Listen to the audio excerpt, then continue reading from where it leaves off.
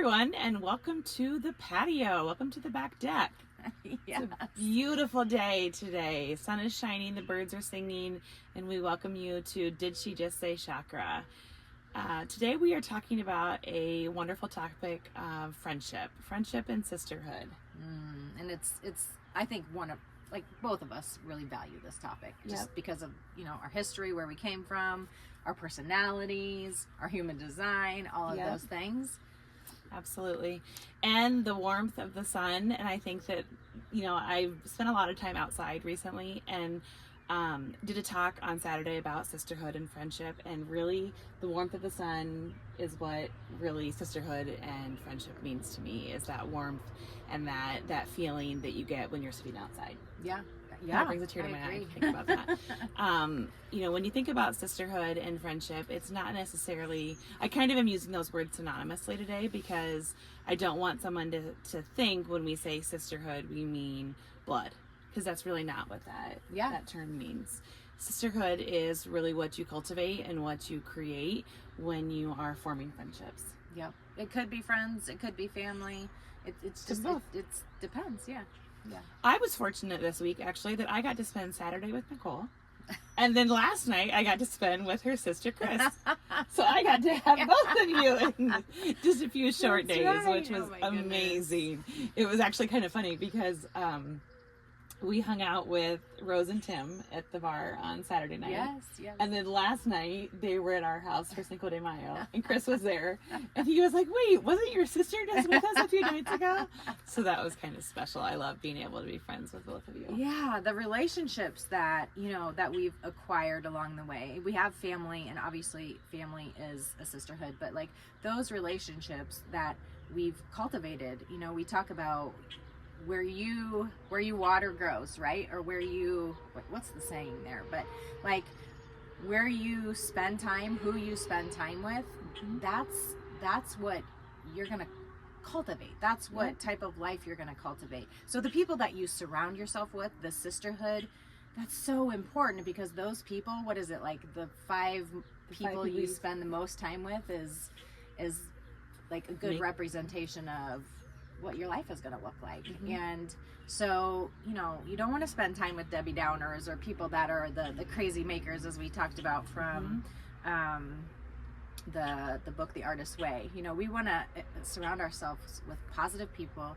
with expanders, and people who we can be our authentic selves with. I think that's probably one of the most important things, don't you think? And not apologize for that, because I think that that's really important. I was with a girlfriend last night who was like, I'm so sorry. We don't have to be sorry for being ourselves. And I think that that's what's really important, right? Yeah. We can have Debbie Downer days or moments, but if we can authentically be who we are, that's what's most important.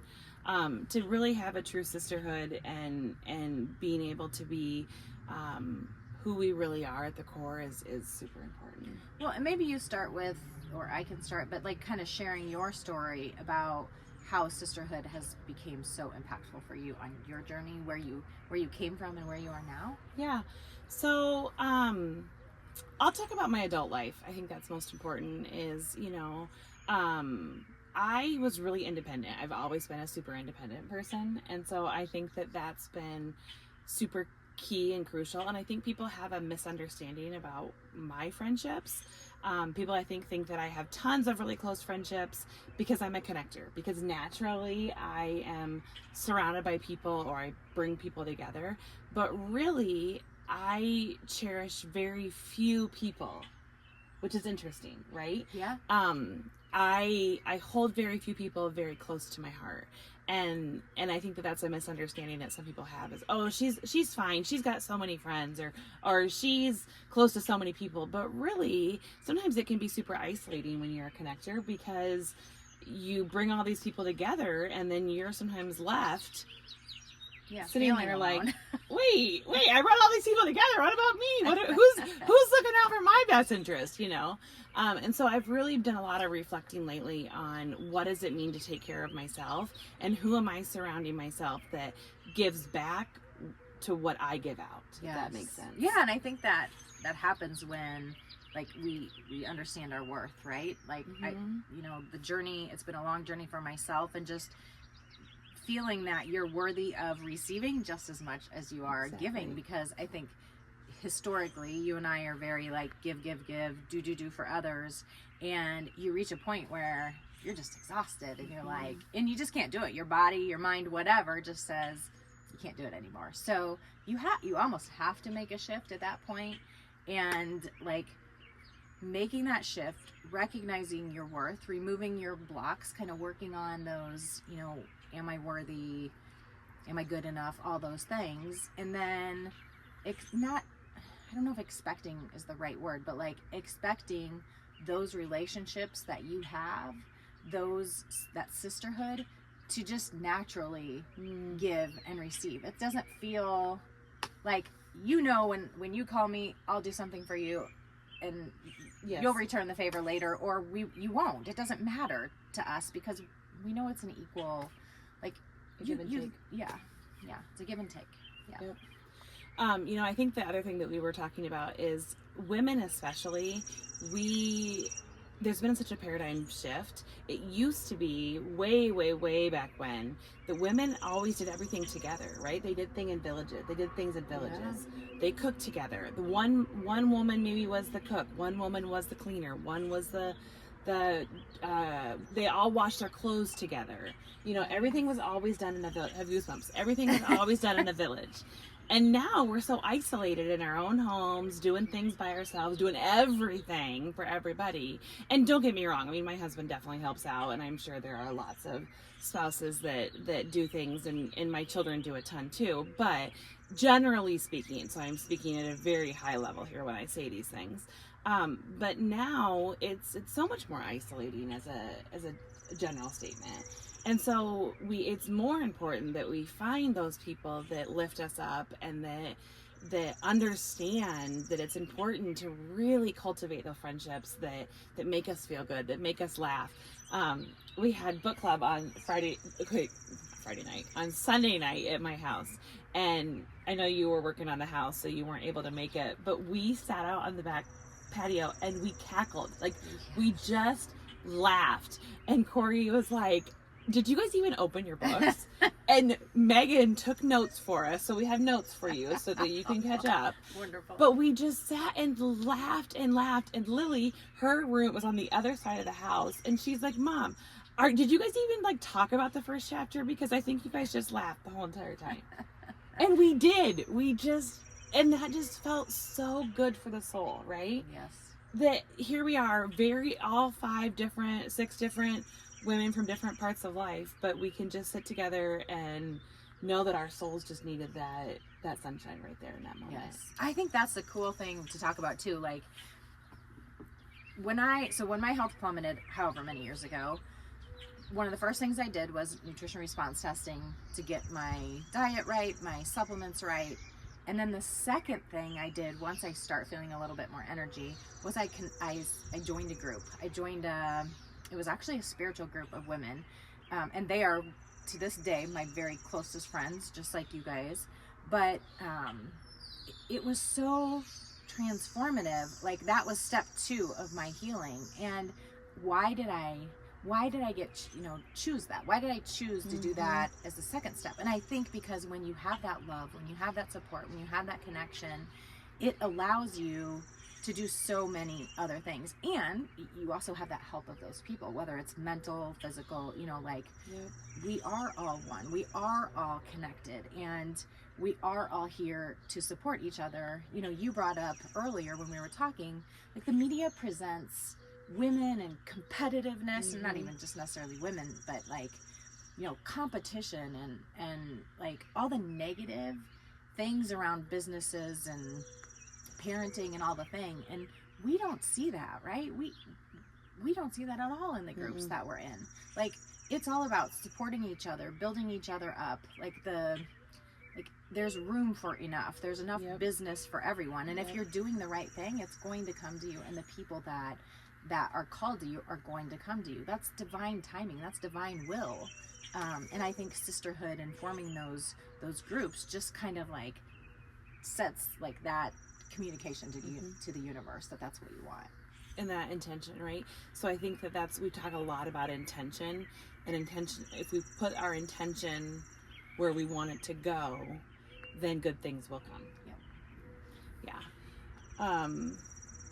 It's also recognizing that we're all on that journey together, kind of like you said, whether it's business, whether it's relationships, whether it's the ups and the downs of all of that, right? That we're all in it together. And, you know, one of us might be struggling with our business one day or struggling in a relationship in that moment, but we're all in it together, and we can laugh about it, we can cry about it, we can kind of come together and... Yeah, and we can be vulnerable. Like, that group of women, like, that we have in book club, my goodness, we've only known each other 6 months. 6 months. Yeah. But day one of book club, we talked about things that you really would only talk to your therapist about. That you had that energy around that group, and you felt safe. You know, it's a safe space where you could be vulnerable, be your authentic self. And I think that's really important. If you can find those groups, there are so many groups. Like if you look at Unity Church, if you look at Facebook for events, if you look at Radiate Light, there are so many ways you can get involved and meet these people that are truly authentic people that just want to love on each other, support each other. Any other spaces I'm missing? No, but I think you're really true when you say those groups. So many people are putting events out right now, or workshops, because they see that need for connection and that need for cultivating a positive space for other people to come together. And I feel like I see tons of workshops or sound healing or meditation spaces or tons of different things that people are putting together. So take advantage of that. I know a lot of them are on the weekends and we're busy, but even if it's just a few minutes, you can make it. A lot of them are free. So right. Like just to give an example. So my bachelorette party is coming up in a few weeks here, and of course we're gonna have fun and, you know, do some things. Yeah. But like one of the things I want to do most importantly is like a cacao ceremony with my girls. And so because cacao allows you to kind of go in deep, it's a natural, like, what would be the word? It's an internal reflection. It's like a heart opener. Yeah. Cacao is like a heart opener. So, you know, instead of like one night, we'll probably, of course, have some drinks and whatever, but one night, you know, we're going to have a cacao ceremony where we have a heart opener and we just really talk and connect. And I'm so excited about that. Like, if you haven't been to a cacao ceremony, a lot of people are there to connect with people and to open up and to find like-minded people. So that's a really good, I think, atmosphere to find a group in. Trying to think what else. I think what's interesting is that, I never thought about this, like, you talked about in the old days, like there were tribes and you did everything together, and the women did everything, and families did everything together. And then it kind of became more isolated, like men went and worked out of the home and women stayed in the home, and, you know, the kids go to school, so it feels very isolated and disconnected. But I think now you hear, like, the words I hear a lot more is like, it takes a village. And I think that's so important for us to recognize and to not take advantage of, but take advantage of, because there are women, like, this is super simple, people, but like ride sharing, like for practices and things like that. If you get with a circle of women or a circle of parents that can share that, or and it's not a burden. I think that's the thing that people sometimes think, oh, I don't want to put them out. You're going to the same place. Why make it a burden? Right. And you're contributing to that as well. Like, if you have it for 3 days and then, you know, another parent has it for 3 days, it's like you value the 3 days that you're not doing it. So reach out to, you know, put yourself out there, reach out to people and offer things like that. I'm trying to think of other situations where, like, we can help each other out. Well, like last night, so it was Cinco de Mayo. Oops. Yeah, Cinco de Mayo. Yeah. So I'm trying to think of when we... Okay. A couple nights ago. So on Cinco de Mayo, our neighborhood hosted, or I hosted for our neighborhood, a little, like, just taco bar. You know, and so some neighbors came over, we had tacos. I mean, so that meant that 3 families didn't have to cook dinner that night. I mean, just something so silly is that, but it took the burden off of them from having to prepare a meal. We all sat around and ate together. It was just a wonderful experience of coming together. It actually reminded us of COVID, to be honest, because we had such a wonderful experience. But it just really is, how can we come together in a way that we're sharing stories, we're providing community. You know, sometimes we have these wounds that are either our wounds, ancestral wounds, whatever it is, but really pushing through it and finding ways to connect and think of the good. Ride shares, making meals together, Yes. helping each other out, snow blowing, mowing the yard, just thinking of ways that you can help to take the burden off of somebody else.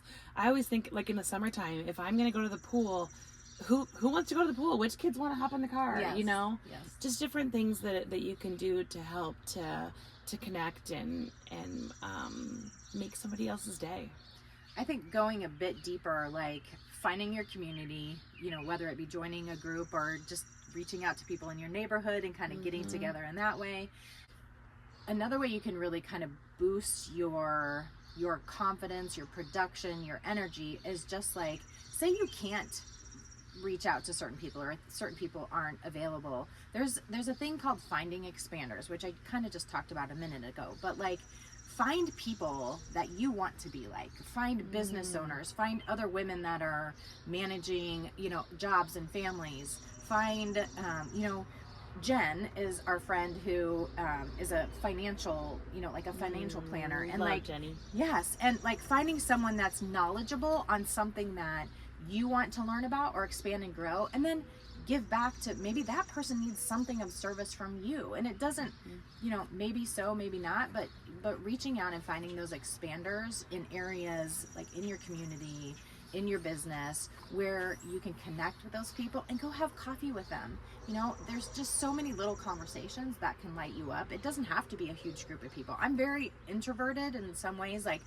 if I know my people and I have my people, I'm very extroverted and I will share anything. But with random people, I like large groups and things like that, I kind of steer away and want to be more introverted. So it doesn't have to be large groups of people. It can be 3 or 4 people for a book club. It can be just meeting someone that is in your industry that you really look up to or could use as a mentor, or just value how they are when you see them with their family. Right. It doesn't have to be anything huge. And I think too, remembering that sometimes relationships happen for a reason, a season, or a lifetime, and honoring each of those as they come into your life. Yeah. Sometimes it's hard to let go, or you wonder why things change the way that they do, but honoring for what they were in your life when they were. So yeah, people grow, people change, people grow apart, people grow closer, but that's all a natural. Yep. It's all natural. It's not anything to be, you know, upset about or feel bad about, because they're probably feeling that same disconnect as you. So again, honoring that, like, just as much as you need those expanders, you need to let go of those people that aren't serving you or making you better anymore. It's not a selfish thing. It's a thing that allows you to be who you are. You know what I mean? Like, it allows you to be your best person. If you're constantly in conversations with someone who's whining and complaining and taking advantage of you, it's not serving either of you. Filling your bucket. Yep. Yeah, and they're playing a victim, and you're not allowing them to get out of that victim mode, right? So it's not serving either of you. Yep, absolutely. Well, if you take nothing away from today other than this, find your friends, find your people, love your people. Remember that you are the one that is in control of finding your people. Yeah, exactly. It's up to you. Yes. So enjoy the sun, enjoy the warmth, enjoy your people. See you next time.